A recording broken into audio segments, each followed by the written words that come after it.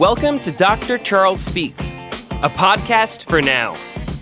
You've joined us for a special series of transformational talks, selected exclusively from Dr. Charles's corporate success calls. The 15-minute calls are designed to encourage leaders, activate your thought life, and prepare you for the challenges ahead. Dr. Charles joins every call with a blend of his personal experiences, his expertise as a John Maxwell certified mentor and coach, and of course, his more than 30 years of exceptional experience in both corporate America and ministry. Get motivated with Dr. Charles Speaks, a transformational talk from the Red Line on today's podcast, inspiring excellence and generating results.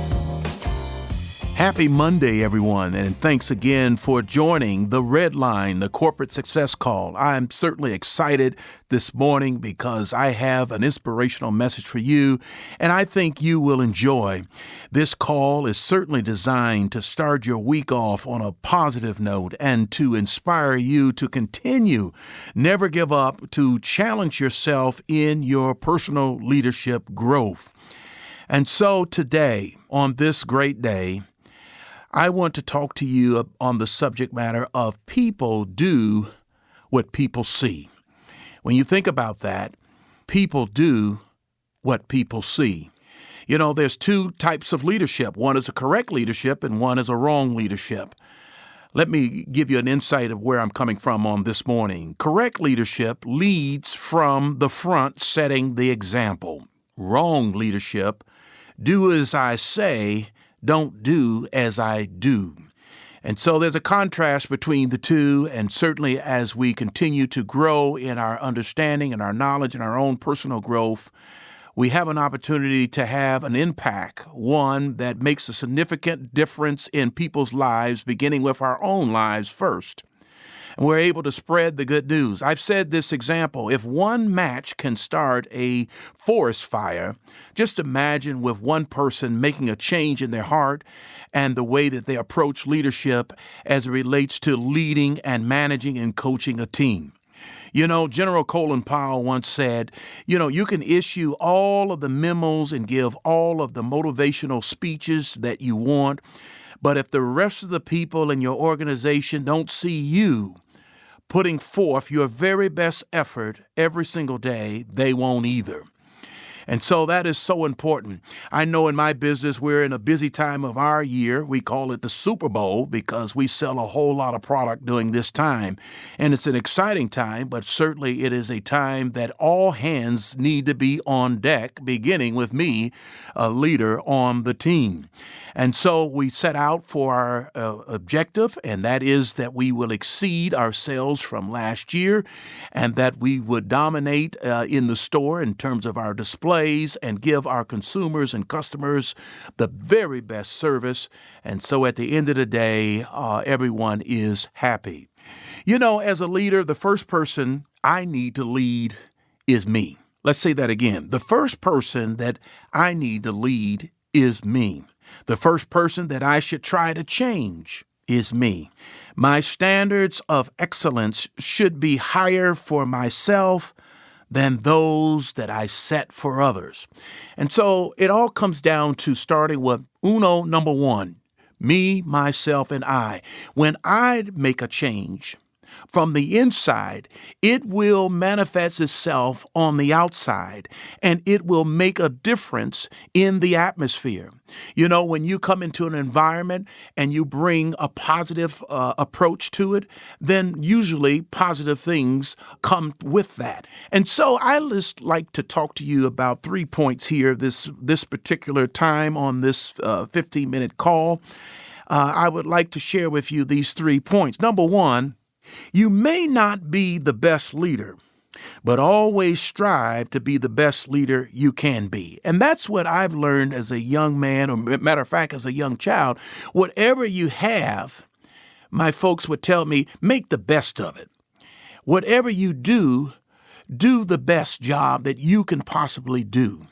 And so that spirit of excellence, that spirit of wanting to do right and make it right. We're in the service business. As a leader, as I said, we are servant leaders first. And in being a servant, it's no different than someone in a restaurant who is serving you at your table. And so when we think about this first point, you may not be the best leader, but always strive to be the best leader you can be, then that is take what you have and make the best of it. In our business, when we merchandise our product and we want to make sure it's looking its best for our consumers when they come into the stores and they look at our products, we want to make sure that it's fit to finish, that it is looking like it was in a magazine, and that it's a billboard, an attractive billboard, and one that people would gravitate to make their purchase. And so in leadership, we're talking about being the best that you can, and that is always striving, but always taking what you have and making the best of it. Number 2, when a leader shows the way with the right actions, their followers copy them and succeed. I'll say it again. When a leader shows the way with right actions, their followers copy them and succeed. A leader must know where they're going. They must know where the end zone is and where the team is going and how they're going to get to the end zone to win at the end of the day or to win at the end of the year. And so when there is a situation where the leader has the playbook and is able to effectively articulate the plays to the team and prove to the team and show the team how to win, then followers gravitate. You know, when coaches that are successful, you take some of the successful coaches in collegiate sports or in the major leagues, the gravitation of players wanting to play for that particular coach. They want to play for that coach because ultimately that coach will lead them to a championship or to a Super Bowl or to a World Series title or something of a sort that would make everyone proud of them because that team became the best team in the world. They became the number one team. They finished top of the list. And so the players who play will follow the leader. And then you have what they call in the professional sports free agents.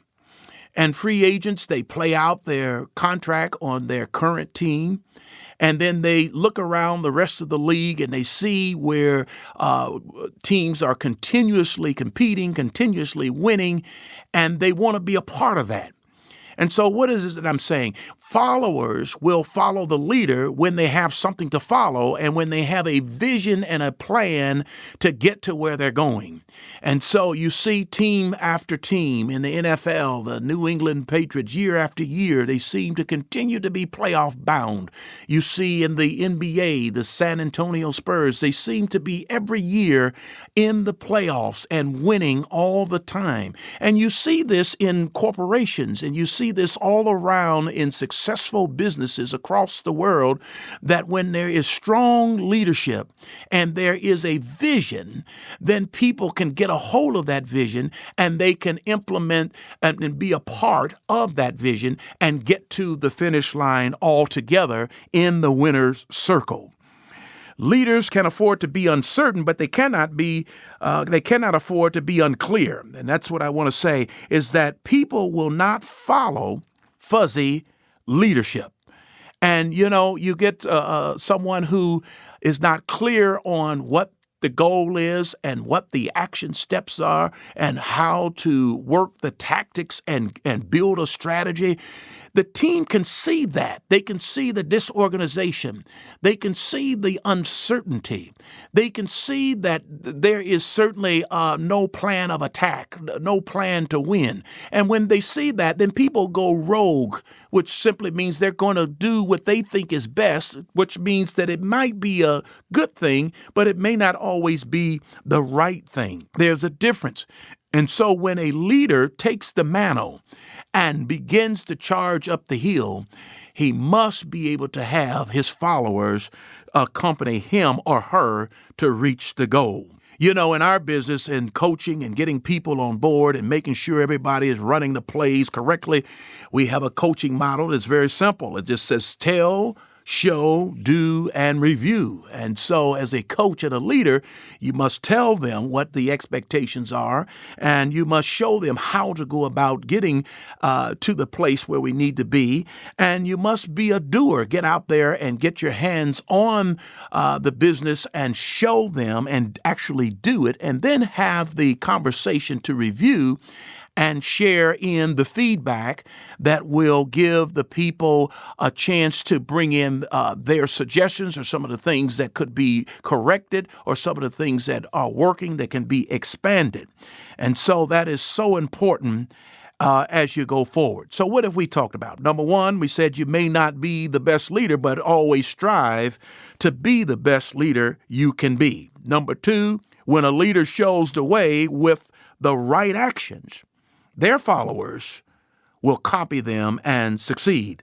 Number three, leaders can envision the what, they can envision the how, and they can envision the vision of what must be done.